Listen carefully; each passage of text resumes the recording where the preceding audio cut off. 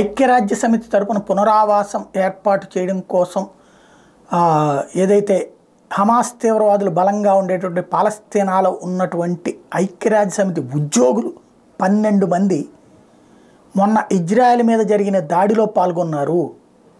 ఆ 12 మంది కూడా ఐక్యరాజ్య సమితి తరపున ఎంపికైన ఉద్యోగులు. వాళ్ళు ఆ దాడుల్లో పాల్గొని ఒక ఇజ్రాయెలీ మహిళ కిడ్నాప్ చేసింది కూడా ఐక్యరాజ్య సమితి ఉద్యోగులే, కొంతమందిని చంపింది కూడా ఐక్యరాజ్య సమితి ఉద్యోగులే, అక్కడ శరణార్థి శిబిరాల పేరుతో నాటకాలు ఆడిస్తుంది కూడా ఐక్యరాజ్య సమితి ఉద్యోగులే. శరణార్థి శిబిరాలలో ఆయుధాలు ఉంటున్నాయంటే శరణార్థి శిబిరాల్లో ఉగ్రవాదులు తలదాచుకుంటున్నారంటే ఐక్యరాజ్య సమితి ఉద్యోగులే కారణం అంటూ ఆరోపిస్తున్నటువంటి ఇజ్రాయెల్ మాటలకు ఇప్పుడు సాక్ష్యాలు తేలిని 12 మందికి సంబంధించినటువంటి కొంత ఫుటేజ్ వాళ్ళు కిడ్నాప్ చేసినప్పుడు ఇజ్రాయెలీ మహిళని కిడ్నాప్ చేసిన ఫుటేజ్ సీసీటీవీ ఫుటేజ్ బయటపడింది. ఆ ఆధారాలను కూడా ఐక్యరాజ్య సమితికి పంపించింది. ఓవరాల్గా ఇందులో ఇప్పటికే 8 మందిని సస్పెండ్ చేశామంది, మిగతా వాళ్ళ మీద విచారణ చేస్తున్నామంటుంది ఐక్యరాజ్య సమితి.